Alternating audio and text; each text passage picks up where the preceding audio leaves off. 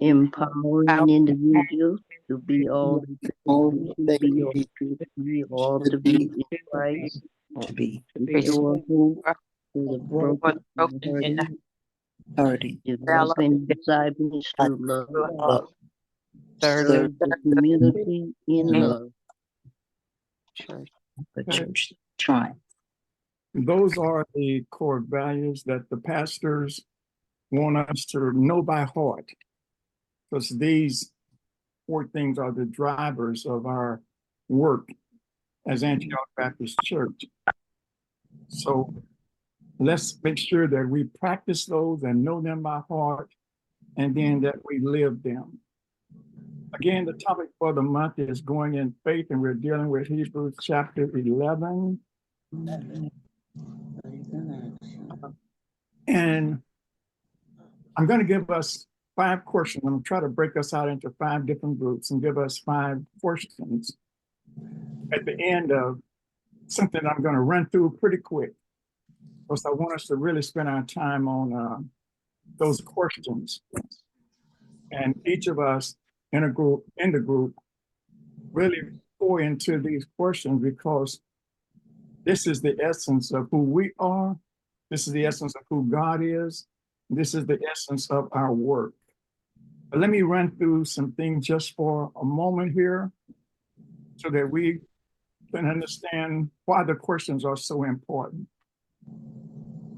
Faith, and note that the author is writing with the purpose of clarifying not only for those whom he is presently writing for, but even those in ages to come. And he wants it to be understood that Christ is the center of faith. Christ is the center of faith, not traditions, not new ideas, but Christ is the center of faith. If you remember from last week, what was happening with these Jewish Christians was they had been brought to this new idea, this new way, Christianity, which freed them from the old bondage of the law. But they were being tempted to go back into that. And so the Hebrew writer, who we don't actually know who it is, the Hebrew writer is trying to impress upon them that, hey, you need to understand that you as a Christian is in a better place than you were under the law. And so I'm trying to get you to understand that faith is the center of your life, should be the center of your life. And I'm even going to show you some, talk about some people who you know and honor, in hope of impressing that upon you. Again, from last week, he is dealing with the spiritual man, the spiritual self, and not the material self. He does not want to deal with the material self. He does not want to deal with the senses. He want to deal with faith. Because the material world, he would argue, is so fickle, so up and down, you can't trust it. But he would argue, you can trust faith, because your faith is in the one who is trustworthy. Your faith is in God. And this means that this author is appealing to those who believe in God, those who believe in God, those who trust God, those who want to live for God, but are facing challenges. And you know what? That's really where a lot of us are. We are really wanting to be in God, but sometimes the challenges of life takes us to a place where we don't get there sometimes, but we don't give up. The song says, if you hold on, the sun will shine again. So he's saying, this is what you really want to be in God, in faith, and not rely on your senses. Don't rely on that which is material. You can feel, see, touch, handle. You don't want to do that. He is showing the transformative power of faith in the lives of those who trust God. And he is arguing here that faith, your faith in God will transform your life, bring power to your life as long as you are trusting in God. He reminds all that faith is not about obtaining immediate results, but about maintaining hope and assurance in God's promises. Faith does not say it will happen immediately. Faith makes you rest on the promises of God, the truth of God, your belief in God. That's what faith does. And one of the questions, I want you to remember this paragraph here, because one of the questions is dealing with this particular one. He reminds all that faith is not about obtaining immediate results, but about maintaining hope as assurance in God's promises. Then he said it serves as an inspiration for us to preserve, irrespective of what's going on in our life, and irrespective of the circumstances. But it forces us, it brings us to a place where trusting in God, where we trust in God's perfect plan, and we leave it to his perfect time. God's time is not our time. And all times we become impatient, and all times we want to do it in a hurry. But that's not what the writer is asking us to do. He is saying that with your faith, you find inspiration, irrespectively of what's going on. You find the faith to trust God for his perfect plan. That God not only has a plan for his world, but he has a plan for those of us in his world. And he will affect that plan according to his perfect timing. Though I'm trying to rush this, please, if you have some questions or comments, stop me.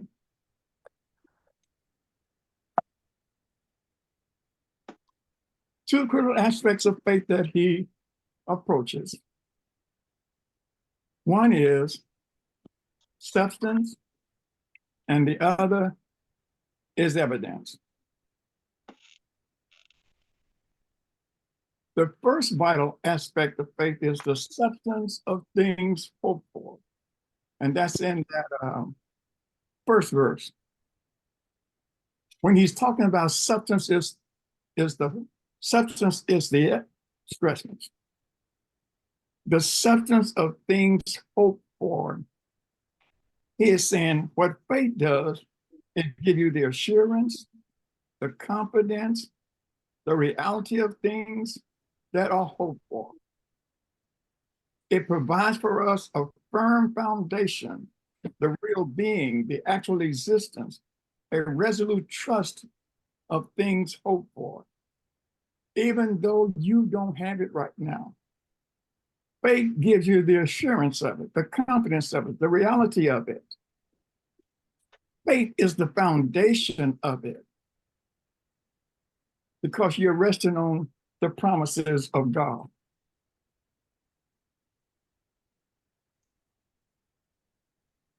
Let me continue with substance. The author says that what faith does is it takes custody, it takes ownership right now, here and now, of what you are hoping for and what God has promised for you in the future. That's what hope does. That's what faith does. It takes hold of, it takes custody of, it takes ownership of what God has promised and what you are hoping for. And he is saying, you can stand right now. It doesn't matter that a pandemic may be going on. It doesn't matter that there's a financial crisis going on. It does not matter that there is social unrest. And we have and are experiencing those things in our world right today. But he said, you can still stand on rock solid, unshakable promises of God. You can still have security. You can still have rest. You can still have peace. You will still have provision. You will still have mercy. You will still have grace. And you will still have salvation. Even though everything going on around you is so chaotic, you can't see it with the naked eye. But in faith, you know Everything is going to be all right. Why? Because God's word can be trusted. Let's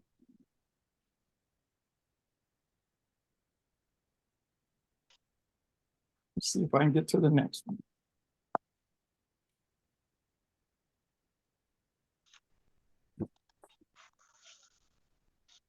I'm doing something wrong. I don't know what. Y'all bear with me. I'm doing better than I've been doing. You doing it right. I just can't. Oh, let me do this. Come on, man. Okay. I'm still continuing with two critical aspects of faith. And this one is the evidence of things not seen. And what this one is talking about is a clear vision of the invisible spiritual reality of things not seen. You can't see it. There are things not yet. But in faith, you still have the evidence. And you know, evidence is supposed to be tangible. You're supposed to be able to hold it in your hand. You're supposed to be able to see it. You're supposed to be able to smell it, touch it, taste it. It's supposed to be subject to all the senses. That's evidence. Sometimes we call them facts. But the author is trying to impress upon us that faith, the evidence of things not seen, faith gives us a clear vision of those things, but they are in a spiritual reality. And that's what's important. Remember, he is not appealing to the material man, but he's appealing to the spiritual man. The writer presents example after example of those who demonstrated faith as the substance of things hoped for and the evidence of things not seen. We should note as we read chapter 11 of Hebrews that all of these people were still living by faith when they died. All of them were still living by faith when they died. Faith to them was not a on today and off tomorrow thing. Even in the midst of challenges, they lived in faith. Even in the midst of sometimes not getting it perfectly right or doing it the right way, they still lived in faith. And when they died, they were yet living in that faith. But note this, which is real challenging. And this is one of the questions that's in our breakout also. They did not receive the things promised. They did not see the things promised. They only saw them. They did not receive the things promised.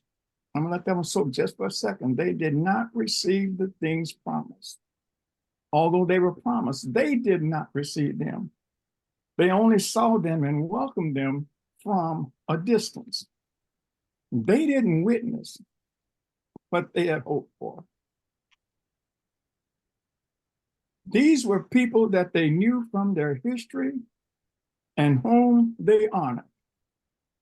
There was nothing in their material self that could have brought about the results they experienced or caused them to do what they did. The material self of these heroes could not provide or produce what they ended up with. Only their spiritual self could get them there. And I'm hurrying.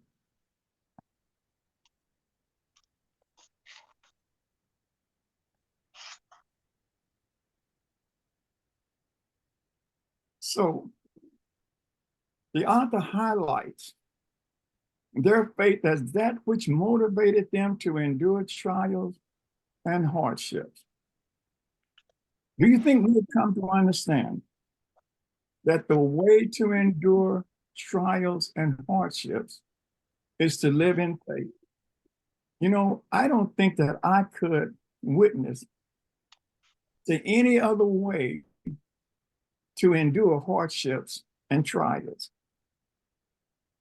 If I cannot trust God for it, if I cannot in faith trust God for the outcome, trust God to bring me through, I'm not going to make it through. That's why so many do not get to the end. They do not get to the end of the tunnel where the daylight is.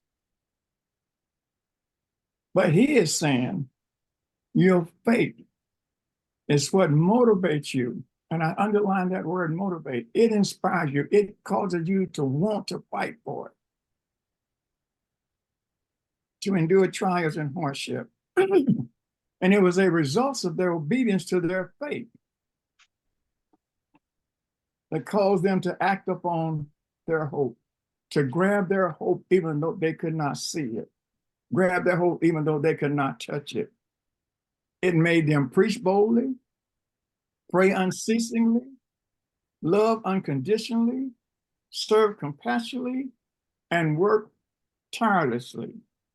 Their faith in the midst of trials and hardships called them to preach even harder, pray without ceasing, love unconditionally, serve. Sometimes we get tired in our service, but because of their faith, they served with a passion, and they did it tirelessly.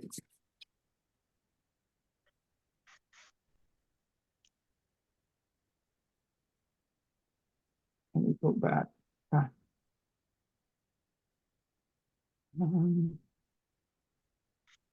hope I can get back. Okay. Okay.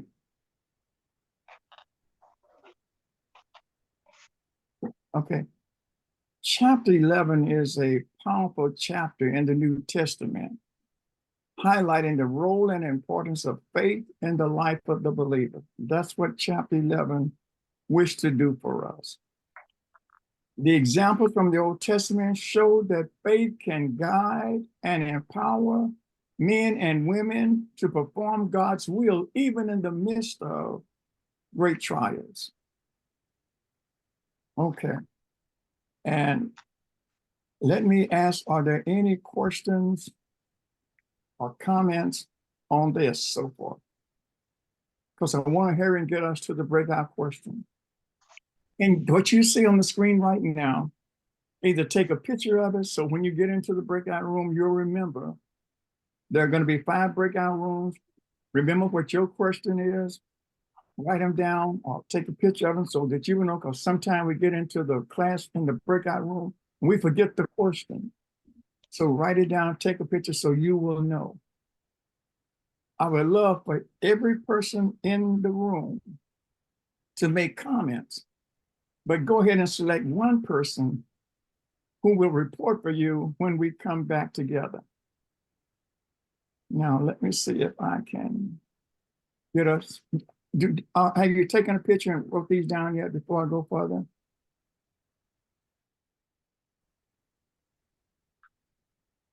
You ready to go into the breakout room?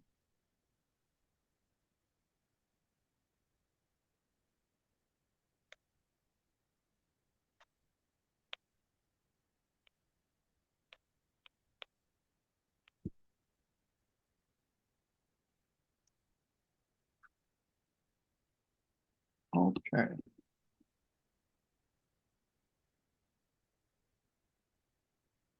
Give me a minute and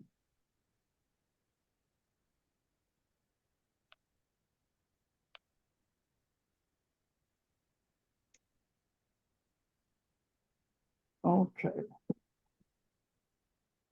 Okay. I'm opening up the rooms now. And if you see your room, go ahead and join now. You're going to have 20 minutes.